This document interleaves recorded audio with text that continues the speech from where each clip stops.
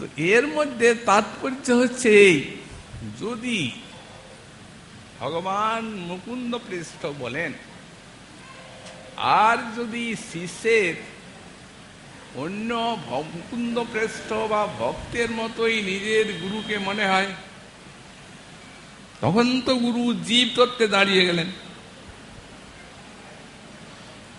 শিষ্যের নিকটে ভাগবত স্বরূপ বলেই জানতে হবে, জীব তত্ত্বে শিষ্য তাকে কখনো আনয়ন করবেন না। এই জন্যই মাং জানিয়া, এই জন্য মহাজন বললেন, দুটি তত্ত্বের অপূর্ব সম্মিলন শ্রীগুরু।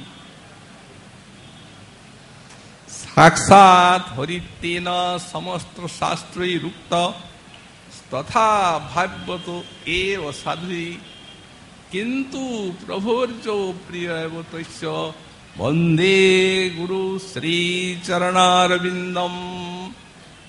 সাক্ষাৎ হরিতেন সমস্ত শাস্ত্রই রুক্ত, ভগবান একা বলেন, সমস্ত শাস্ত্র বলছেন গুরু তত্ত্ব, সাক্ষাৎ হরি। সাক্ষাৎ শব্দটি দেওয়ার উদ্দেশ্য কি? শিষ্য যদি কৃষ্ণ ভক্ত হন, তার গুরুদেব কৃষ্ণের তুল্য পূজ্য। শিষ্য যদি রাম ভক্ত হন, তার গুরুদেব রামচন্দ্রের মতো তার কাছে পূজ্য। এই জন্য সাক্ষাৎ। তথা ভাগ্যতব সাধ্বী, মহৎ গুণ সেই রূপ ভাবনা করেন এই তত্ত্বটি, এই গুরুত্বপূর্ণ তত্ত্বটি। কারণ এই তত্ত্বে যদি কোনরূপ ভাবনার বা চিন্তার ত্রুটি বিচ্যুতি হয়, তাহলে কিন্তু সাধকের প্রেম প্রাপ্তি সুদূর পরাহতই হয়ে থাকে। এই জন্য তত্ত্বটিকে উত্তম রূপে বুঝতে হবেই। তাই বলেছেন, যদি আমার স্বরূপ বলে জানো, তাহলে আর এই জাতীয় কোন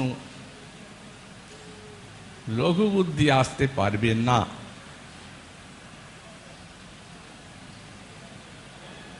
বলছেন কিন্তু প্রভুর প্রিয়বতস্য, এখানে কিন্তু শব্দটা কি অর্থে ব্যবহৃত হয়?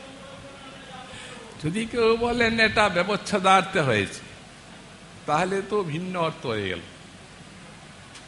সাক্ষাৎ হরিতেন সমস্ত শাস্ত্রযুক্ত, সে মতো থাকলো না শাস্ত্রমত, এবং তথা ভাগ্যতে সাধ্বী, সে মতো থাকলো না, খণ্ডিত হয়ে গেল। এই জন্য না, এটা সমুচ্চয়ার্থে কিন্তু শব্দ দেওয়া হয়েছে। গুরুদেব সাক্ষাৎ হরি, কিন্তু তিনি শ্রীকৃষ্ণের প্রিয় ভক্ত। এই দুইটি তত্ত্বের সম্মিলন শ্রী শ্রী গুরু। তাই বলে নাবমন্বিত করিচিত, এই তত্ত্বের থেকে সাধক তার নিজ গুরুকে কখনোই লঘু করবেন না, তাহলে এই তত্ত্বের অবজ্ঞা হবে না, কখনোই অবমাননা করবেন না। ভাগবতের কথা, সাক্ষাৎ ভগবান শ্রীমুখের বাণী,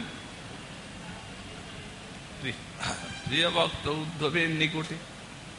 আমরা সাধক কি তাতে কিছু অবিশ্বাস করছেন, যার জন্য গুরুদেবকে অবজ্ঞা করতে যাবেন? ভগবান যখন বলছেন সাক্ষাৎ হরিরূপে যান, তখন আমরা কেন তাকে অবমাননা করতে যাব? তবে এই নাবমন্বিত করিচিত, এটা দেওয়ার উদ্দেশ্য থেকে বললেন হতে পারে, কারণ হওয়ার সম্ভাবনা আছে। যেহেতু বলছেন, যেহেতু তাতে সব মনুষ্য ধর্মগুলি আমরা দেখতে পাচ্ছি, দেখছি তার শিবিগ্রহে মনুষ্য ধর্মগুলি সবই প্রকাশিত হচ্ছে, হতে পারে অবমাননা।